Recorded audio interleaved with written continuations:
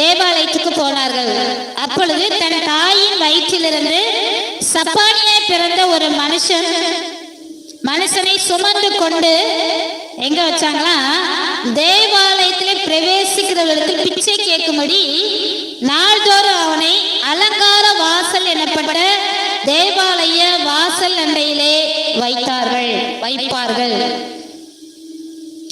தாயின் வயிற்றிலிருந்தே பிறந்த சப்பானி, அவனுக்கு வயசு எத்தனைன்னு சொன்னா அந்த அதிகாரத்துல போடப்படல.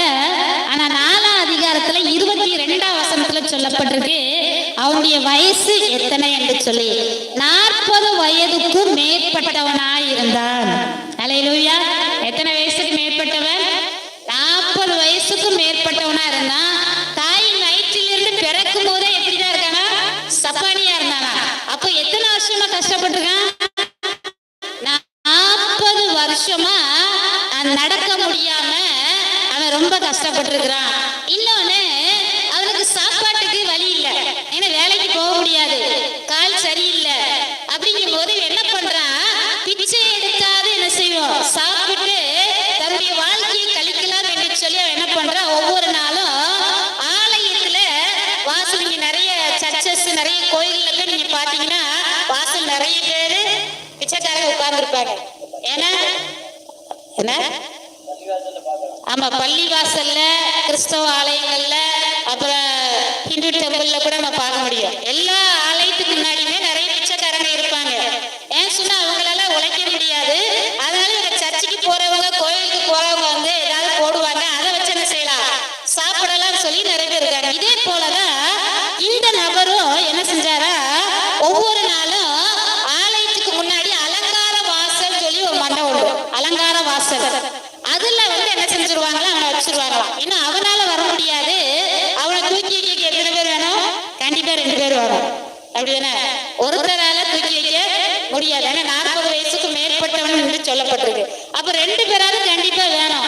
அப்ப டெய்லி என்ன பண்றாங்க, 2 பேர் வந்து இவனை தூக்கிக்கிட்டு கரெக்டா அலங்கார வாசல்ல வந்து வச்சிருக்காங்க. அப்புறம் திரும்பி எல்லாரும் முடிஞ்ச உடனே ஈவினிங் என்ன பண்றாங்க, அதே போல அவனை தூக்கிட்டு போய் வீட்டுல போய் வச்சிருக்காங்க. எப்படி இவனும் சாப்பிடணும், தன்னை தூக்கி கொண்டு போறவங்களுக்கு ஏதாவது கொடுக்கணும். யாராவது சும்மா வேலை வைப்பாங்க? பண்ண மாட்டாங்க. அப்படிதானே? டெய்லி அப்ப அவனுக்கு வேலையே இல்லை, பா அப்படின்றாங்க. அதனால இப்ப அவனுக்கு இதை என்ன செய்யணும், கொடுக்கணும். அப்ப பாருங்க, பிச்சை எடுக்குதா அவனும் சாப்பிடணும், தனக்கு உதவி செய்கிற 2 பேருக்கும் கொடுக்கணும். இப்ப இந்த நிலைமையில தான் பிச்சை கேட்டு கொண்டிருந்த ஒரு நாள்ல ஒரு அற்புதம் நடக்கிறது. அல்லேலூயா. அதுல பாருங்க, 3ஆம் வசனத்துல இருந்து, தேவாலயத்திலே பிரவேசிக்க போகிற பேதுருவையும் யோவானையும் அவன் கண்டு பிச்சை கேட்டான். எல்லார்கிட்டையும் பிச்சை கேட்ட மாதிரி பேதுரு யோவான் 2 பேர்ட்ட என்ன செய்யறான், பிச்சை கேட்கிறான். பேதுரு யோவான் ஆலயத்துக்கு வராங்க. ஆலயத்துக்கு உள்ள நுழைவுக்கு முன்னாடி இந்த பிச்சைக்காய் என்ன பண்றான், எல்லாத்தையும் கேட்ட மாதிரி இவங்க கிட்டயும், ஐயா கர்மம் போடுங்கய்யா, ஐயா இதா செய்யுங்கய்யா, ஐயா பணம் தாங்கய்யா, காசு போடுங்கய்யா அப்படின்னு சொல்லி என்ன பண்றா, பிச்சை கேட்கிறான்.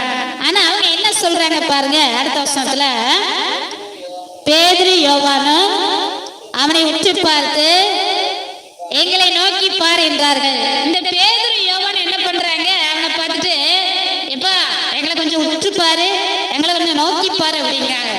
உடனே இவன் நினைச்சா இது வெயிட்டா தான் போட போறாரு போல அப்படின்னு சொல்லி உற்று பார்த்தாராம்.